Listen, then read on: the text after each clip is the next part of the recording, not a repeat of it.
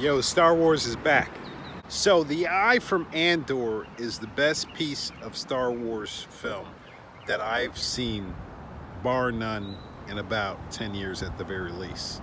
It beats out the last three movies, it beats out Kenobi. So, why do I say what I say? For one, they're very consistent with their lead character. Their lead character's behavior is consistent. I'm going to add on that the fact that they called the character Andor, and Andor means man. If you go back to ancient Greek, it means man. So just reviewing the other episodes in terms of pacing, I think really what they did really was that they had pacing on the slow side for most of the last 5 episodes, and then they turned up. So we got like warp 9 pacing really on this last episode. So Andor actually does have a moral code. It's just not your moral code. The moral code that he has, and actually he explains it a little bit, and there's this beautiful exchange at the beginning of the episode where he's explaining, or actually he's trying to impart some knowledge to Nemec, which was interesting because he was showing that there are sort of like quote-unquote rules to the game. So I really want to just quote the exchange between Andor and Nemec to crystallize what I'm getting at. So, well, you're half right. The Empire doesn't play by the rules. And so Nemec counters, how am I wrong? They don't care enough to learn. Outside of that, really, to get to the synopsis, basically we have the quote-unquote rebel robbers that, under the veil of this ancient ceremony of the Dani people, they take it upon themselves to rip off the payroll for this one sector of the galaxy. That's basically the episode, and the robbery goes off, but not without a hitch. Some people pass away and are never to be seen again.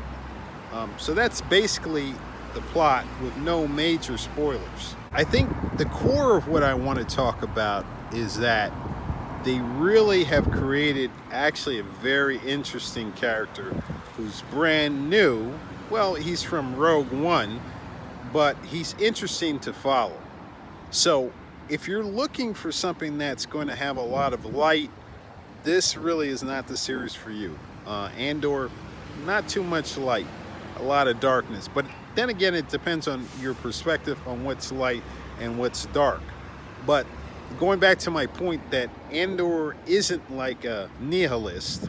He's got his own views and he's got values, and that is shown very clearly in this episode. I think other really very important things that I want to convey. So why did I say that this was sort of like Star Wars coming back? Because in terms of writing, this particular episode is the best piece of Star Wars writing that I've been able to partake in going back 10 years. A lot of the other stuff that they've done recently with some of the other series, truthfully, has been nonsense. And that's the nicest way to put it. But when I look at this episode, it was written very well. It was very clear what was happening. There were a lot of surprises. And it was executed very, very well, getting beyond the actual writing and into what the actors actually conveyed. So no major complaints. I do kind of wish that some people that end up not making it to the end made it to the end.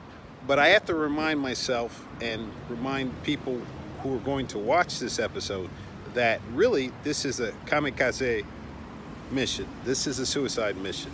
That's what it was designed for. And what we're dealing with and what we're seeing is something that was meant to actually fail, or the chances of their failing was really 10 to 1.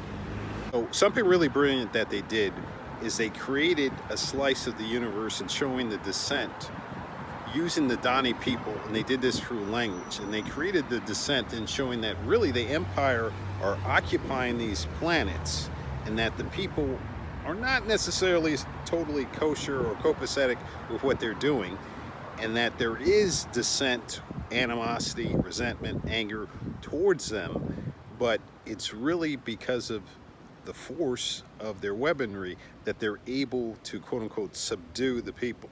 And this is brilliant with some of the writing and how they just show, really, when you see it, that this is not that the Empire is just some benevolent force, that the Empire is actually occupying and decimating slowly in a genocidal way these different planets. To have the clearest understanding of actually what's going on, you'll probably want to see the episode twice, because if you see the episode twice, then you'll pick up on things that you didn't see the first time.